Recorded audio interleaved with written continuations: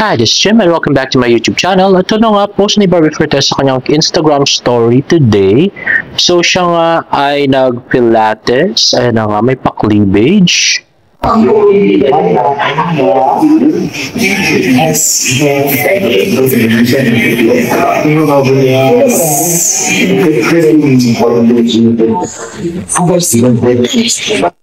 Grabe talaga si Barbie, super athletic. At ito na nga post ni John Rock.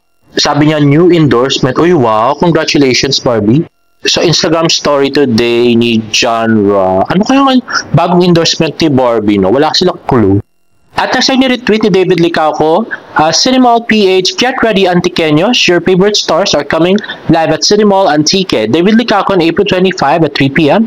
and Cantadia star and PBB host Gabby Garcia will be at the grand opening celebration of Cinemall Antique on June 11 at 3 p.m. Uy, wow! Mga taga-Antique dyan. At nagsa-post ng GMA Pictures sneak peek work mode. At yun na nga si David Licauco at si Sir Joel Torres sa Bigan. Ayun na nga at kahit side view ay napaka-cute ng ating pambansang Ginoo. At nagsa-post ni Jennifer Quizon Aguhayon sa Pineda Village Park daw to. Ito yung kahapon daw.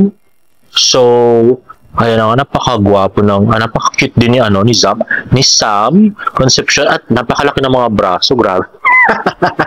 Namumuto. O, tingnan nyo to. Para siyang si Trunks. Yung sa Dragon Ball Z, parang ganun yung braso niya. Adik.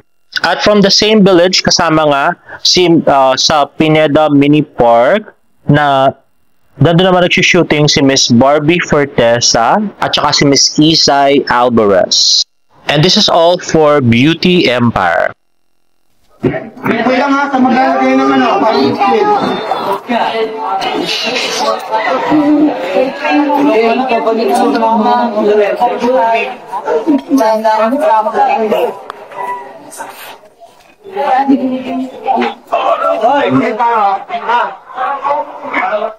Ayun nga, si John Ro nga yung nasa tabi ni Barbie.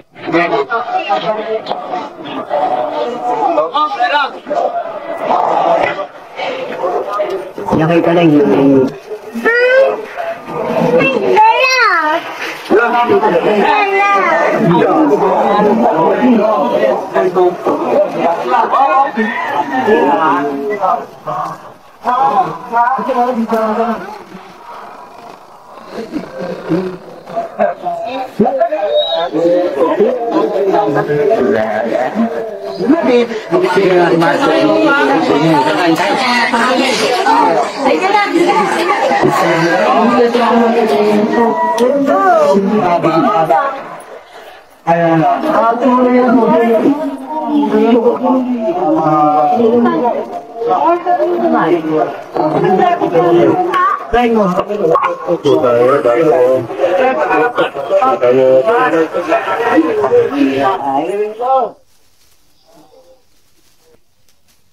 Ayun na nga guys, so from what it seems, magiging rags to riches si Barbie Fortesa dito sa teleserye to. At yun na nga guys, cited daw, ewan ko kung kahapon o kabakalawa si Barbie Fortesa sa podium. O diba, ang cute-cute ni Barbie sa kanyang bagong hair. At yun nga pala si Choi Booming. Grabe. Ang cute niya pala. Dun sa interview ng Seven, parang lang siya, ordinaryong Koreano lang. Pero pagka naayusan pala, cute din, di ba? Grabe. So kahit paging leading man siya ni Barbie dito sa Beauty Empire ay okay sa akin. Grabe. At guys, lumabas na nga pala yung bagong close-up part 2 interactive video. So how should David charm his cutie neighbor? Let's watch this video.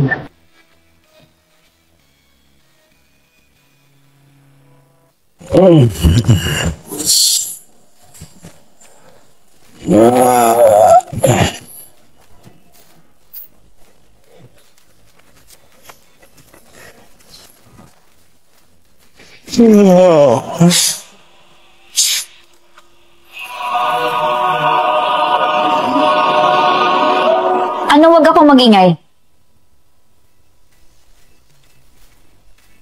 In fairness, ang galing na ng facial expressions ni David ngayon. Magaling na siya talagang umarte. And syempre si Barbie, kuha niya yung bruhang pag-uugali.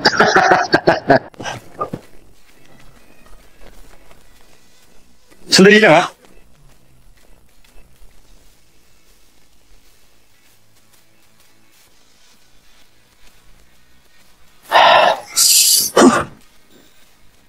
Grabe, gusto ko yung pa-weak ni David. Nagpa-cute muna sa salamin.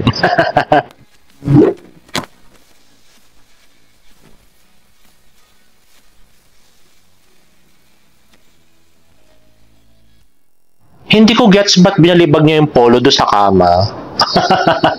Ano feeling niya mag-date sila agad? Ganon. Grabe.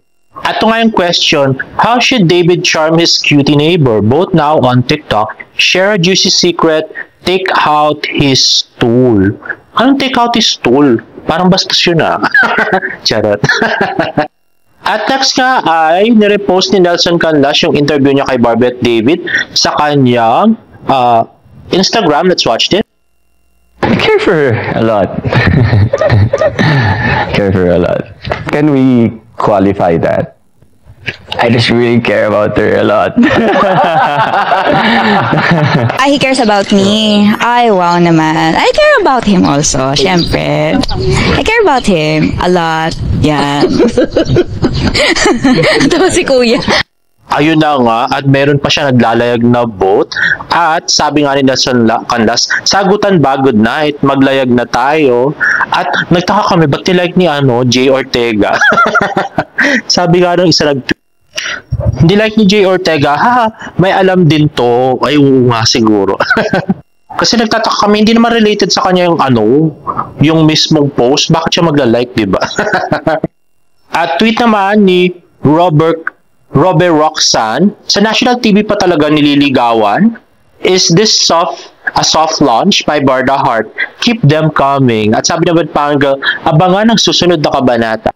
O nga, sana tuloy-tuloy na at huwag na sana tayong pahirapan. Grabe. At next ay kinuha ni D-Time28 kay Chinita Princess. Post niya yata sa Instagram to, guys. Ayun na nga, Kim Pao with Barbie. Ayan, tumakbo-takbo pa talaga si Kim do sa sinihan. At yan ang yakapan ni Barbie at saka ni Miss Kim Chu. Parang maganda. Ayan, napaka-cute ni Barbie talaga do sa bago niyang hair. Ang galing. I so love it.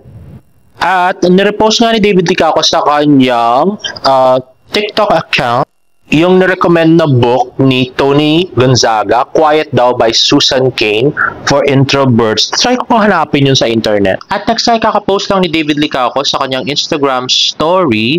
David Licaco, my idol mentor na post ni Marco Sario.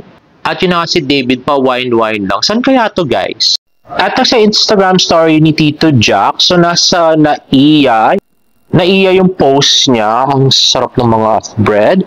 At next naman ay nag-post siya ng tower, yan pala ay Radisson Blu Hotel sa Shanghai. At si Tita Eden nga ay nag-post ng My Love Shanghai, M&M, grabe. At guys, at dahil maaga pa at wala masyadong ganap ngayon si Barbie at si David, ay ako'y magbibigay ng ayuda. Grabe. At kilig ayuda to, guys, madalang lang to. Ay, hindi pala madalang. Marami pala ako, kaya lang hindi ko pa pwedeng i-share. In the right time. Anyway, ito na nga yung nangyari. So, hindi ba kayo nagtataka kung bakit si Barbie Fortesa wala man lang ano-ano yung role niya sa Pulang Araw. Yung hindi man lang siya nasaktan, di ba? Doon sa Pulang Araw, parang untouchable si Barbie Fortesa doon sa Pulang Araw. Puro sampal lang naman ang inabot niya, di ba? Wala naman na nakit talaga sa kanya. So, ito kasi yung nangyari doon, guys.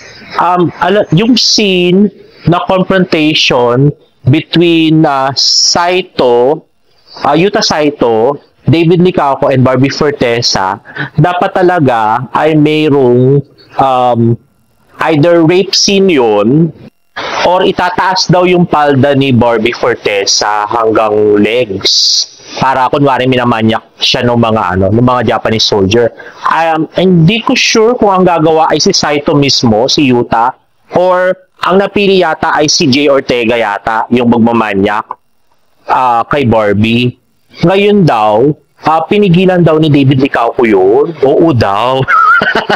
Sabi daw ni David, masyado daw harsh.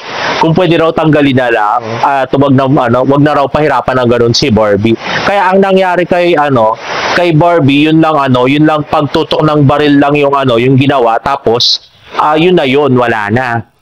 Tapos ang pinalit nga nila doon sa scene na yun ay yun ang pagka-rape ni Rochelle Pangilinan naman. Yun ang pinalit nila.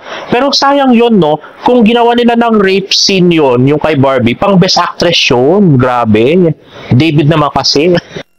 Ayaw niyang minamanyak si Bibi. Grabe. Ang ganda sana ng scene na yun kung may rape scene si Barbie, di ba? At least, hindi naman sabi ng distance at saka ng mga fans ni Sanya na si Sanya lang yung pang best actress dahil na rape siya. At least, meron na ring rape scene si Barbie. Kaya lang, yun lang pinigilan ni David. Ang kanyang protector. Sayang. Anyway guys, if you like this video, please give it a thumbs up and please subscribe to my YouTube channel for more about the updates. See you in my next vlog. Bye!